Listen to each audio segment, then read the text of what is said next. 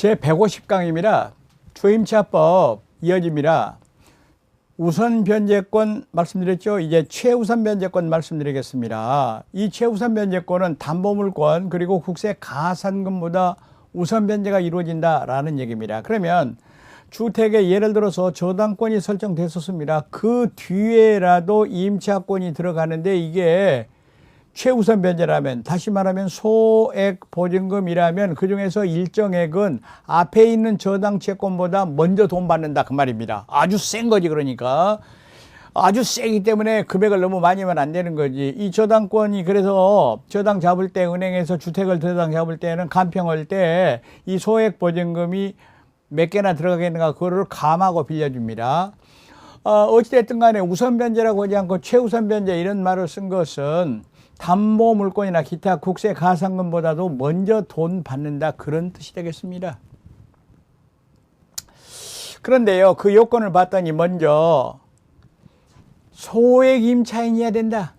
그런데 소액 임차인 보증금 전부 다 우선 변제 받는 건 아니고 그중에서 일정액만 우선 변제 받는다. 여러분 지금 보았듯이 엄청 강력한 겁니다. 선순위 담보물권이나 국세 가산금에 우선하기 때문에 이 액수를 많이 잡아버리면 실질적으로 집주인이 담보가치 이용을 못하게 되는 거예요. 그래서 범위를 정해가지고 소액보증금으로 한정을 했고 그 우선변제 범위로 일정액으로 한정을 했던 겁니다. 그런데 이거를 4단계로 이렇게 나누었어요. 금액이 각각 다릅니다. 서울이 제일 많습니다. 그리고 4단계라는 것 알아두시고요. 그리고 서울을 기준으로 얘기할 때 9,500만 원 이하여야 됩니다. 그러니까 1억 원짜리 보증금, 전세 보증금 여기에 대해서는 우선 변제 말고 최우선 변제는 인정될 수가 없습니다.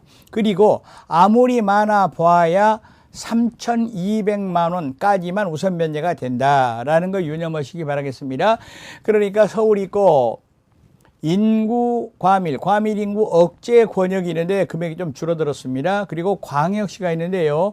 인천하고 거기에 관련된 군지역은 빼는 겁니다. 그리고 안산, 용인, 김포 이런 데는 광역시는 아니지만 금액이 꽤 많습니다. 그리고 기타 지역 이렇게 되어 있는 겁니다. 여기서 주의할 것은 이거 개정 규정이 있는데요. 이거는 이영 시행 당시 존속 중인 임대차 계약에 대해서도 적용한다 이 말이 무슨 말이냐면 옛날에는 예를 들어서 8천만 원이었는데 이제 9,500으로 이렇게 올라갔을 때는 처음에 시작할 때는 이 조건에 안 맞았더라도 금액을 여기서 상향 조정하니까 해당됐다 하더라도 최우선 변제권을 인정하겠다 이런 취지가 되겠습니다. 두 번째, 대항 요건을 구비하고 또 그것이 유지돼야 됩니다. 여러분 확정일자가 없다는 거 꼭 알아두세요. 확정일자. 그러면 우선 변제에서는 확정일자가 필요했습니다. 왜?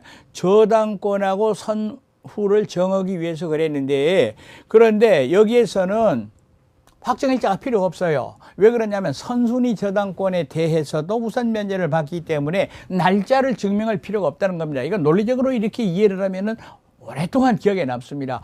암기로 되들면은 금방 잊어버릴 수가 있습니다. 주의하시기 바라겠습니다.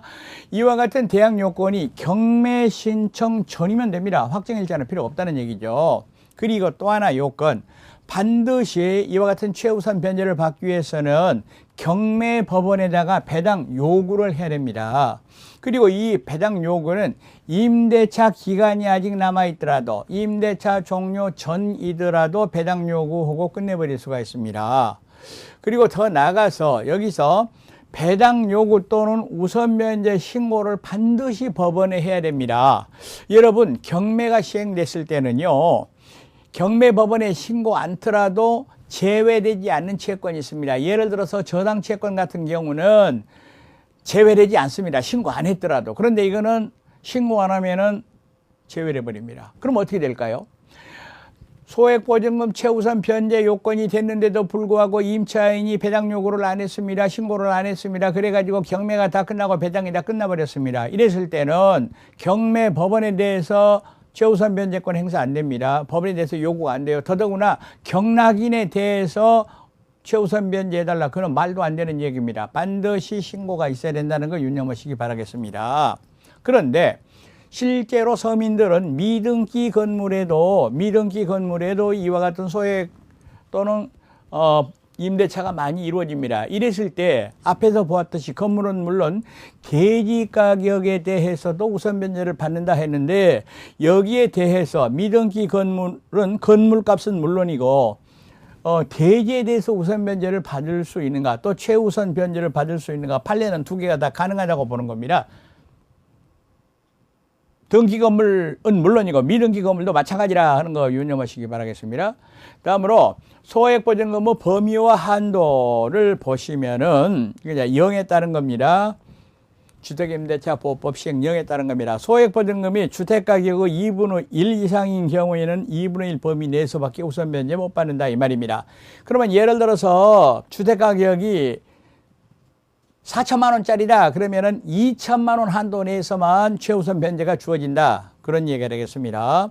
그리고 여러 사람의 소액보증금이 있었을 때, 그러니까 소액 임차인이 여러 명 있었을 때는 소액보증금 합계액이 주택가격의 2분의 1 이상일 때는 이때도 2분의 1 범위 내에서만 우선 변제를 받는다라는 것도 유념하시기 바라겠습니다.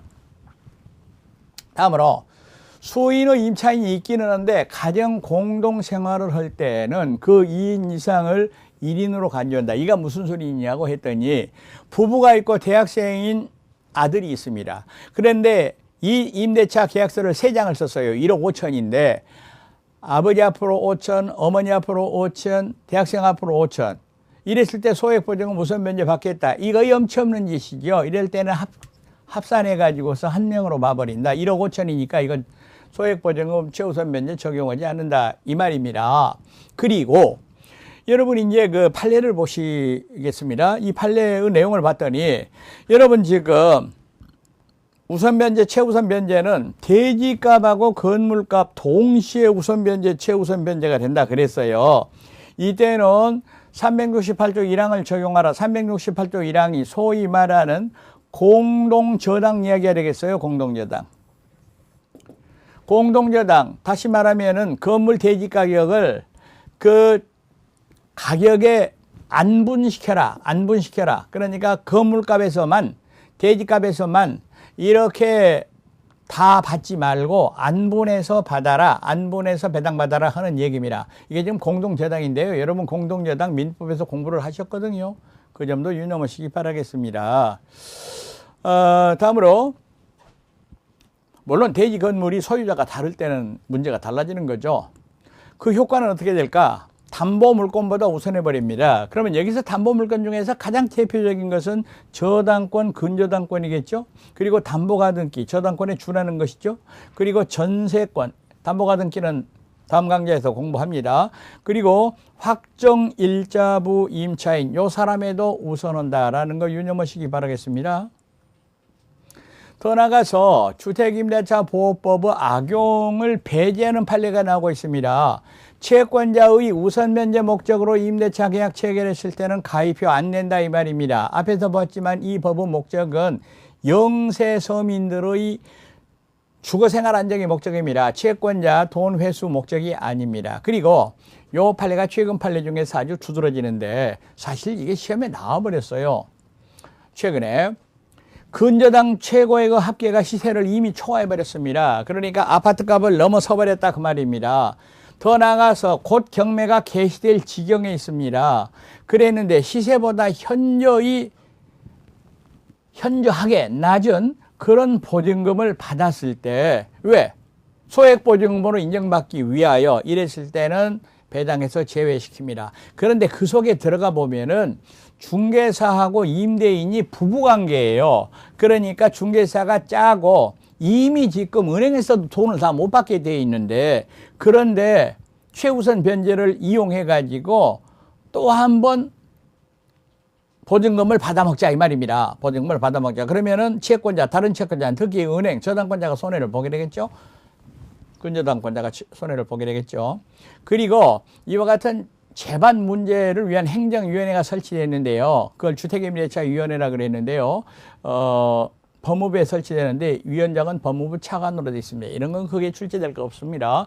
행정위원회의 성질이 있는 겁니다. 핵심 포인트 말씀드리겠습니다. 소액 임차인이 우선 변제를 받으려면 경매법원에 배당 요구를 하거나 체납처분청에, 이거는 공매라 그럽니다. 국세청에서 했다는 얘기입니다. 우선권의 행사를 신고해야 된다. 반드시 해야 된다. 여기서 배제되면 안 된다라고 이미 제가 말씀드렸던 겁니다.